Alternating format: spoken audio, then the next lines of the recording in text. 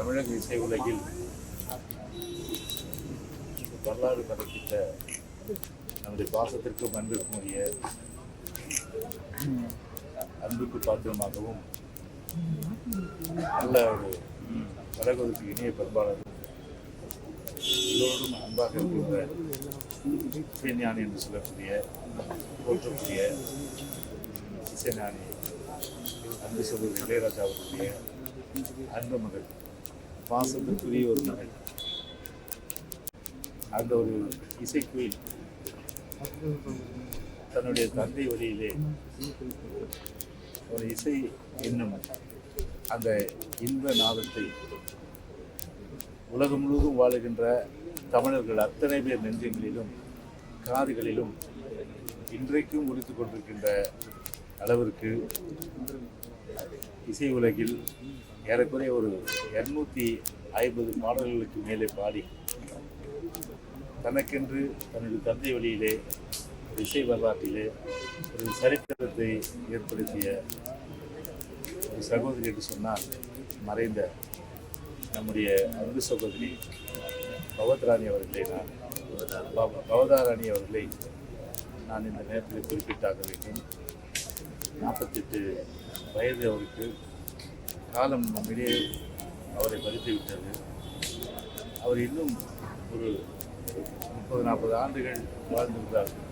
நிச்சயமாக இசை உலகிற்கு எவ்வளோ படைப்புகள் அவருக்கு கிடைத்திருக்கும். சிறிய வயதில் பாடிய முதல் பாடலிலே அவர் தேசிய அளவில் ஒரு தேசிய விருது பெற்றார் என்று சொல்லும்போது உள்ளவெல்லாம் ஒரு பூரிக்கின்ற ஒரு நிலையில் இன்றைக்கு இசைப்பிரியர்களுக்கு ஒரு மகிழ்ச்சியான தருணமாகத்தான் நிச்சயமாக பார்க்க முடியும். ஆனால் அந்த ஒரு இசைக்குயில், ஒரு கானக்குயில் இன்றைக்கு நம்மிடையே மறைந்தது என்பது ஒரு இசை உலகிற்கு மட்டுமல்ல, ஐயா நம்முடைய அன்பு சகோதரர் இசைஞானி இளையராஜாவுக்கு மட்டுமல்ல, எல்லோருக்குமே ஒரு பேரிழப்பு. ஏனென்று சொன்னால் என்னை பொறுத்த நான் கூட ஒரு இசைப்பிரியன்.